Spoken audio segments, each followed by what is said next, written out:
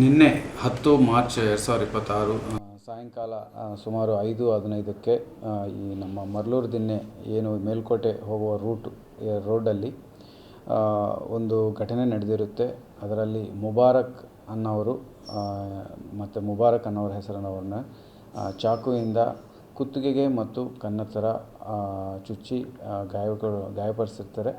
ಇಮಿಡಿಯೇಟಾಗಿ ಅವ್ರನ್ನ ಹಾಸ್ಪಿಟ್ಲಿಗೆ ಕರ್ಕೊಂಡು ಹೋಗುವಾಗ ಮಾರ್ಗ ಮಧ್ಯದಲ್ಲೇ ಅವರು ಮೃತಪಟ್ಟಿರುವುದು ಕಂಡುಬಂದು ಹಾಸ್ಪಿಟ್ಲಲ್ಲಿ ಬ್ರಾಡ್ ಡೆಡ್ ಅಂತ ಘೋಷಣೆ ಮಾಡ್ತಾರೆ. ಸೊ ಇಮಿಡಿಯೇಟಾಗಿ ಪೊಲೀಸರು ಸ್ಪಾಟ್ಗೆ ರೀಚ್ ಆಗ್ತಾರೆ. ರೀಚ್ ಆದಮೇಲೆ ಅಲ್ಲಿ ನಡೆದಿರೋ ಘಟನೆಯನ್ನು ನೋಡಿರೋರು ಹೇಳಿರ್ತಾರೆ ಮತ್ತು ಅವರು ಫ್ಯಾಮಿಲಿ ಮೆಂಬರ್ಸಿಂದ ನಾವು ಒಂದು ಕಂಪ್ಲೇಂಟ್ ತೊಗೊಂಡು ಇಮಿಡಿಯೇಟಾಗಿ ಒಂದು ಮರ್ಡರ್ ಕೇಸ್ ಸೆಕ್ಷನ್ 103 ಸಬ್ ಕ್ಲಾಸ್ 1 BNS ಅಲ್ಲಿ FIR ಮಾಡಿ ಅಕ್ಯೂಸ್ಡನ್ನು ಪತ್ತೆ ಮಾಡಿ ಅವ್ರನ್ನು ಅರೆಸ್ಟ್ ಮಾಡಲಾಗಿದೆ. ಸೊ ನಡೆದಿರೋ ಘಟನೆಗೆ ಹಿನ್ನೆಲೆ ಏನಂದರೆ, ಈಗ ಇವರಿಬ್ಬರು ಸುಮಾರು 2020ರಿಂದ ಫ್ರೆಂಡ್ಸ್ ಆಗಿದ್ದರು, ಜೊತೆಗೆ ಓಡಾಡ್ತಿದ್ದರು. ಮೃತಪಟ್ಟಿರೋರು ಪ್ಲೈವುಡ್ ಫ್ಯಾಕ್ಟ್ರಿಯಲ್ಲಿ ಕೆಲಸ ಮಾಡ್ತಿರ್ತಾರೆ. ಆಮೇಲೆ ಅಕ್ಯೂಸ್ಡ್ ಬಂದು ವೆಲ್ಡಿಂಗ್ ಕೆಲಸ ಮಾಡ್ಕೊಂಡಿರ್ತಾರೆ. ಸೊ ಈ ಇಬ್ಬರು ಜೊತೆಗೆ ಇರುವಂಥ ಸಮಯದಲ್ಲಿ ಈ ಹಣಕಾಸಿನ ವಿಚಾರ ಅಂತ ಹೇಳಿ ತಿಳಿದು ಬರ್ತಾ ಇದೆ. ಜೊತೆಗೆ ಅಕ್ಯೂಸ್ಡ್ ಏನಿದ್ದಾರೆ ಅವರು ವಾಮಾಚಾರ ಮಾಡ್ತಾಯಿದ್ರು ಅನ್ನೋ ಅಲಿಗೇಷನ್ನು ಇವರು ಹೇಳಿ ಅವರು ಮಾಡಿದರು ಅಂತ ಐ ವಿಟ್ನೆಸ್ಗಳು ಹೇಳ್ತಾ ಇರೋದು ಕಂಡು ಬರ್ತಾಯಿತ್ತು. ಸೊ ಇಮಿಡಿಯೇಟಾಗಿ ನಾವು ಅಕ್ಯೂಸ್ಡನ್ನ ಅರೆಸ್ಟ್ ಮಾಡಿ ಇವತ್ತು ಮ್ಯಾಜಿಸ್ಟ್ರೇಟ್ ಮುಂದೆ ಪ್ರೊಡ್ಯೂಸ್ ಮಾಡಿ ಕಸ್ಟಡಿ ತೊಗೊಳ್ತೀವಿ. ಮುಂದಿನ ಇನ್ವೆಸ್ಟಿಗೇಷನಲ್ಲಿ ಘಟನೆ ನಡೆದಿರೋಕ್ಕೆ ಆ್ಯಕ್ಚುಯಲ್ ಕಾರಣ ಏನು ಅನ್ನೋದು ಪತ್ತೆ ಮಾಡಿ ಆದಷ್ಟು ಬೇಗ ನಾವು ಇನ್ವೆಸ್ಟಿಗೇಷನ್ ಮುಕ್ತಾಯಗೊಳ್ತೀವಿ. ಎಷ್ಟು ಜನ ಅರೆಸ್ಟ್ ಆಗಿದ್ದಾರೆ? ಒಬ್ಬರೇ ಅರೆಸ್ಟ್ ಆಗಿದ್ದಾರೆ. Mubarak son of late Syed Nisar Ahmed, 29 ವರ್ಷ, ವೆಂಡಿಂಗ್ ಕೆಲಸ ಮಾಡ್ತಾರೆ. ಇವರು ಮರ್ಲೂರು ದಿನ್ನೆ ವಾಸ ಆಗಿರ್ತಾರೆ. ಇನ್ಸಿಡೆಂಟ್ ಹೇಗಾಯಿತು? ಅದೇ ಈವ್ನಿಂಗ್ 5:15ಗೆ ಒಂದು ಅಲ್ಲಿ ಅಂಗಡಿ ಇರುತ್ತೆ, ಜ್ಯೂಸ್ ಶಾಪು.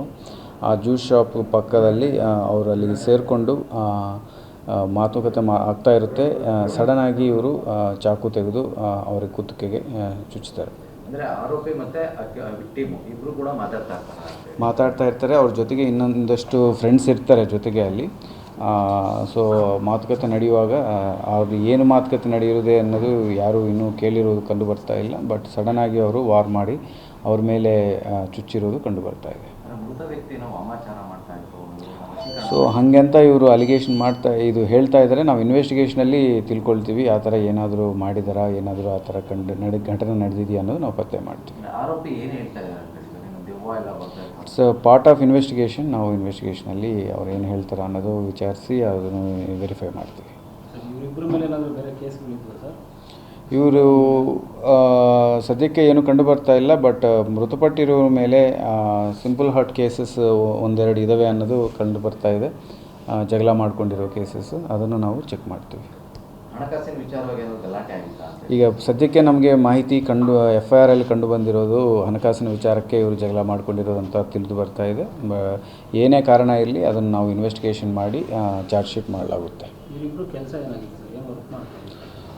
ಒಬ್ಬರು ಸತ್ತೋಗಿರೋರು ಪ್ಲೈವುಡ್ ಫ್ಯಾಕ್ಟ್ರಿಯಲ್ಲಿ ಕೆಲಸ ಮಾಡ್ತಾರೆ ಮರ್ಲೂರು ದಿನ್ನೆಯಲ್ಲಿ, ಮತ್ತು ಸಾಯಿಸಿರೋರು ವೆಲ್ಡಿಂಗ್ ಕೆಲಸ ಮಾಡ್ತಾರೆ. ಆ ಥರ ಏನೂ ಕಂಡು ಬಂದಿಲ್ಲ.